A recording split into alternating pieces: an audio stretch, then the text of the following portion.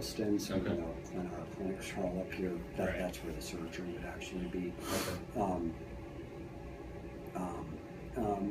Usually with these, we like them to be a little bit older, like towards a year-ish, even before doing them, just because the bones are a little bit thicker then, and they hold in place a little bit better. With the sagittal synostosis and some of the other ones, we'll tend to do them a little bit earlier.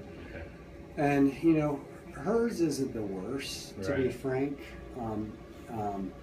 I'd kind of give it a medium kind of grade. Let's see what the scan looks like. We may even kind of give her a little bit of time to grow to kind of see how she does with some.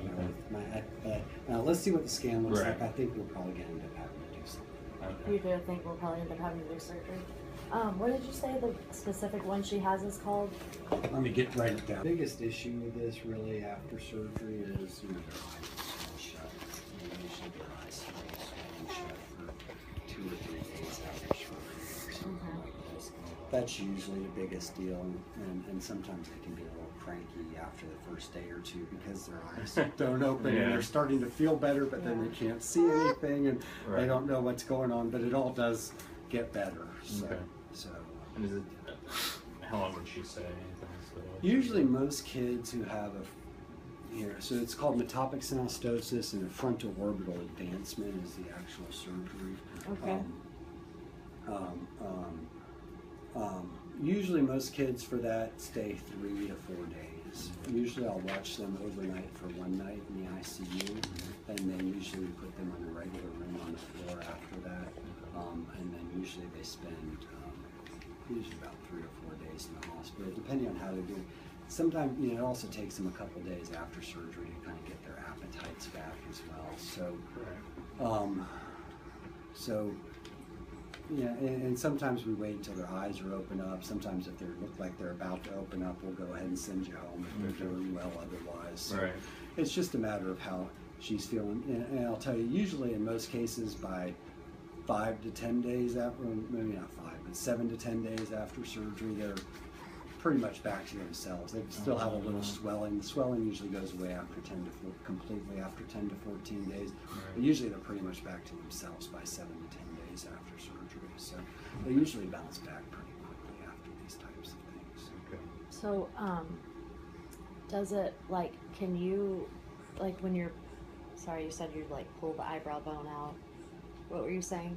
So basically what we do, so like I said, so we usually do a little zigzag incision across the top, and the reason why we give it a zigzag is so that when her hair gets wet, it doesn't part directly along the incision. Back years ago, we used to do a straight incision. Everybody went swimming and didn't see where the incision was. So then basically what we do is we take what we call the frontal bone off, or the forehead bone, and hers is going to look like this when we take it off. So we crack it down the middle and open it up. It sounds, okay. But this is what we do. So,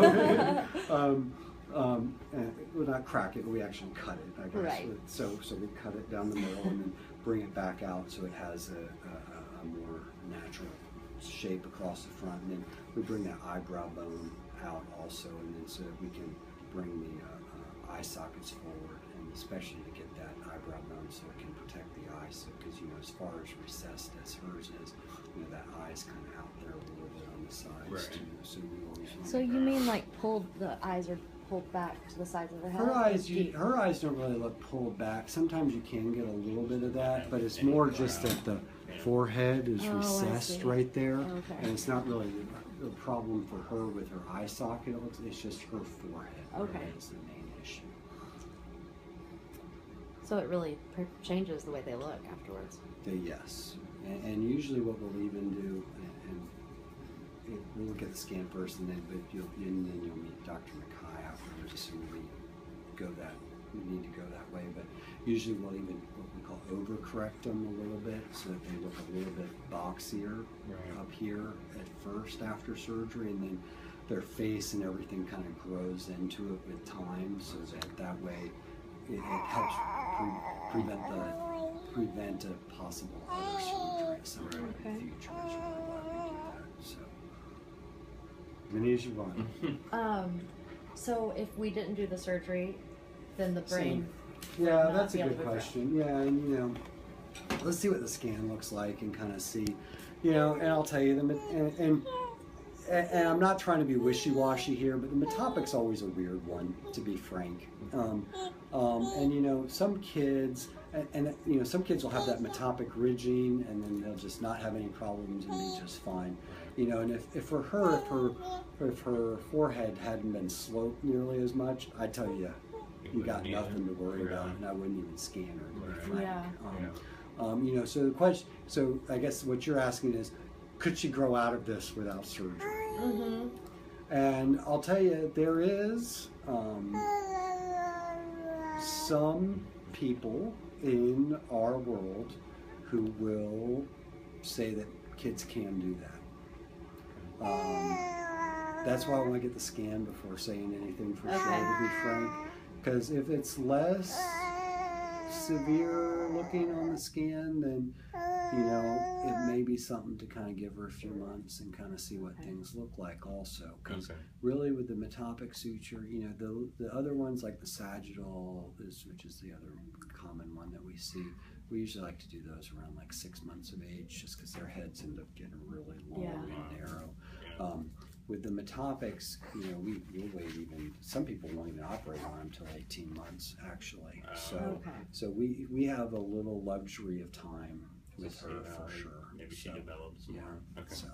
So and, you know, kind of see if it does start to improve some on its own too. So, and that's, and I'm not trying to be wishy-washy because I don't know, it's just because the whole subject for as far as metopic synostosis can be a little,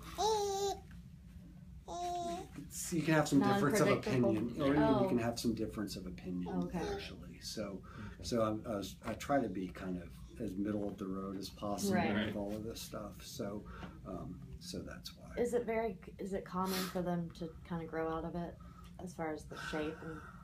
So, like I said, she's kind of in the middle. Okay. You know, if it was less and she was more rounded up here on the forehead, I'd say she's going to grow out. Okay. She got nothing to worry about.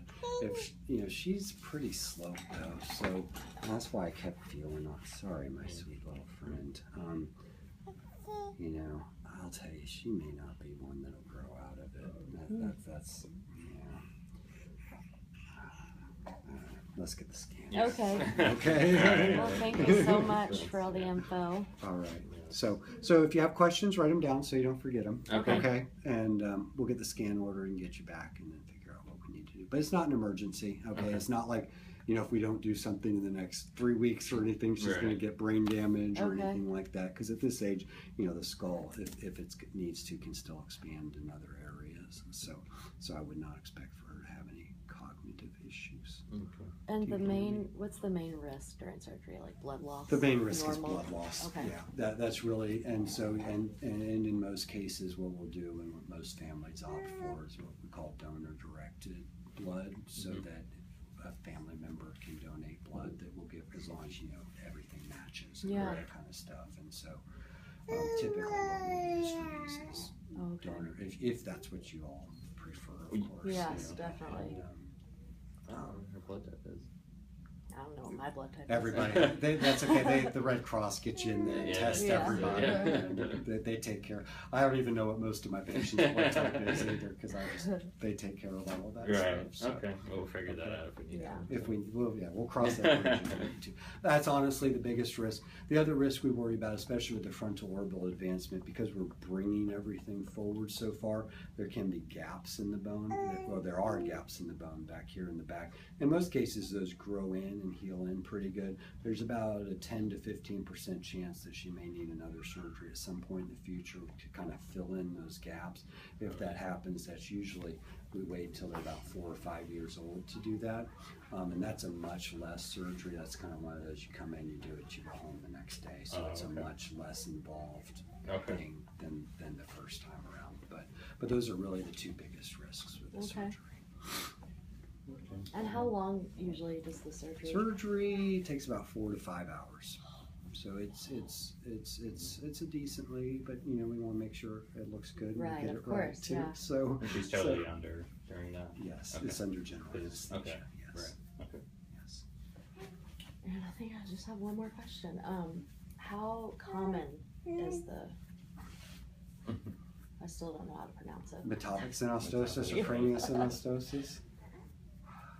Oh goodness, You don't I think think one it out of makes 10, 1 out of 10,000 maybe is the incidence. Oh, right. All right. That actually needs surgery and Yeah. I don't know. We do a couple a Specialty. month, give or take. Yeah, a couple and a all my month. partners do a couple a month. Yeah. So we do a fair amount of it. But, All right. Well, thank you so much. We appreciate you All right. getting us in short notice. you're very welcome. All right, we'll get that scan set up and go from there. Okay. Okay. Thank Thanks, Dr. you. Wright. Appreciate it.